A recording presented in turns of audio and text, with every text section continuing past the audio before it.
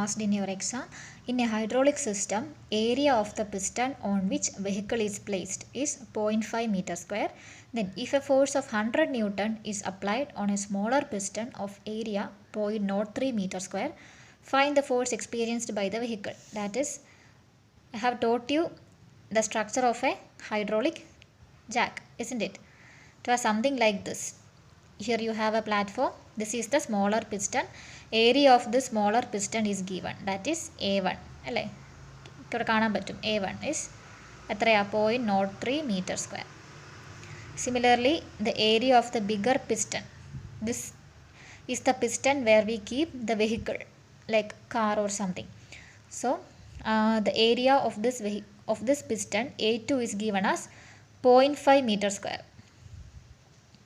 Now what? They have given that a force of 100 Newton is applied on smaller piston. That is, here we are applying a force F1 that is equal to 100 Newton.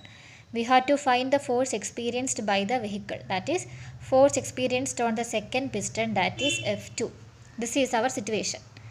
ഇനി ഇങ്ങനെ ഒന്നും പടം വരച്ചില്ലെങ്കിലും ഒരു കുഴപ്പമില്ല. Just തന്നിട്ടുള്ള കാര്യങ്ങളൊന്ന് എടുത്തെഴുതുക. ആദ്യം ഞാൻ പറഞ്ഞിട്ടുണ്ട് പ്രോബ്ലം ചെയ്യുമ്പോൾ എന്താ ചെയ്യേണ്ടത്. ആദ്യം ഈ പടമൊന്നും വരയ്ക്കണമെന്നില്ല. Just right given. What are the informations given? First, the area of the piston on which vehicle is placed. I will call it as A2.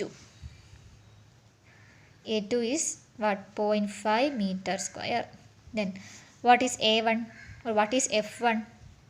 Force applied on a smaller piston is 100 Newton. Then, given A1.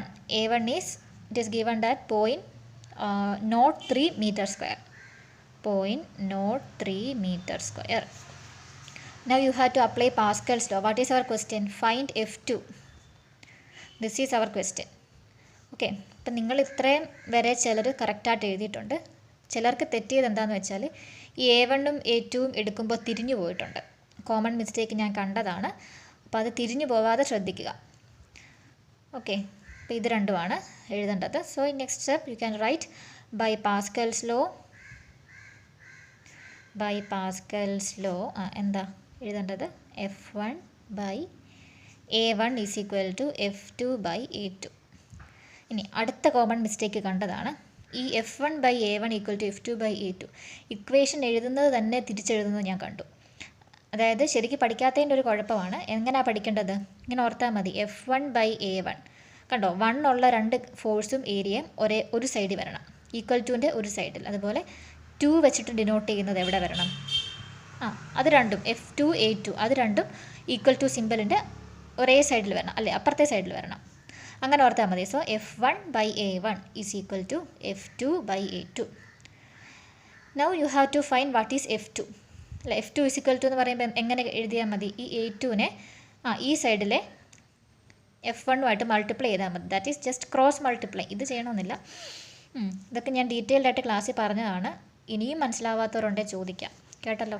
അതിലൊരു ബുദ്ധിമുട്ട് വിചാരിക്കേണ്ട. So F2 is equal to F1 into A2 divided by A1. Now just substitute for all values. F2 is equal to what is F1? 100 Newton. 100 into 100 Newton into A2. A2 is 0.5 meter square divided by what is A1? 0.03 meter square. ഇനി ഇവിടെ just എന്താ calculation മാത്രമേ വരുന്നുള്ളൂ. F2 is equal to 100 into 0.5 by 0.03. How will you solve the equations or numericals containing decimal? ഇതും ഞാൻ ക്ലാസ്സിൽ പറഞ്ഞതാണ്. First എന്താ ചെയ്യേണ്ടത്? ഡിനോമിനേറ്ററിലെ ഡെസിമലിനെ മാറ്റുക. അപ്പോൾ ഇവിടെ നോക്കുമ്പം 0.03ക്ക് 2 ഡെസിമൽ പ്ലേസ് ഉണ്ട്. അപ്പോൾ അതിൻ്റെ അർത്ഥം എന്താ? ഈ ഡെസിമൽ പ്ലേസ് കളയണമെങ്കിൽ എന്ത് ചെയ്യണം? We have to multiply this number with 100. Okay. അപ്പോൾ ഞാൻ പറഞ്ഞിട്ടുണ്ട് ഡിനോമിനേറ്ററിൽ മാത്രം 100 വെച്ച് മൾട്ടിപ്ലൈ ചെയ്താൽ പോരാ, നമ്മൾ ന്യൂമറേറ്ററിലും മൾട്ടിപ്ലൈ ചെയ്യണം. That is multiply with 100 in the denominator and the numerator. So we can see that ഈ 100 ഞാൻ അങ്ങനെ തന്നെ എഴുതുന്നു. 100 ഇൻറ്റു ഇത് 0.5 ആണല്ലേ. What is 0.5 into 100? 0.5 into 100 means എങ്ങനെ കിട്ടേണ്ടത്? അറിയാത്തവർ ഇങ്ങോട്ട് നോക്കിയേ. 0.5 ഇൻറ്റു 100. അപ്പം ഞാൻ പഠിപ്പിച്ചിട്ടുണ്ട് 2 ഡെസിമൽ പ്ലേസ് ജമ്പ് ചെയ്യിച്ചാൽ മതി 0.5നെ, അല്ലേ. ആദ്യമേ ഡെസിമൽ പ്ലേസ് ഒരു പ്ലേസ് ജമ്പ് ചെയ്യിക്കുക, രണ്ടാമത്തെ പ്ലേസ് ജമ്പ് ചെയ്യിക്കുക. എന്തുകൊണ്ടാണ് 2 പ്ലേസ് ജമ്പ് ചെയ്യാൻ പറയുന്നത്? ഇവിടെ 2 സീറോ ഉണ്ട്, 100ന് 2 സീറോ ഉണ്ട്. So 0.5 become 50. 0.5 into 100 is 50 divided by 0.03 into 100. ഇതുപോലെ തന്നെയാണ് അല്ലേ, 0.03 ഇൻറ്റു 100. ഡെസിമൽ പ്ലേസ് ഇവിടെയാണ്, 2 ഡെസിമൽ പ്ലേസ് ജമ്പ് ചെയ്യിക്കുക. 1 ടു ദ റൈറ്റ്, 1 2. അപ്പോൾ 3.0 എന്ന് വരും, that is 3. Now solve this, that is 5000 divided by 3. Okay, 5000 divided by 3, it will be almost 1666 Newton. Okay, so this is the force experienced on the bigger piston. Okay, so I hope this is clear.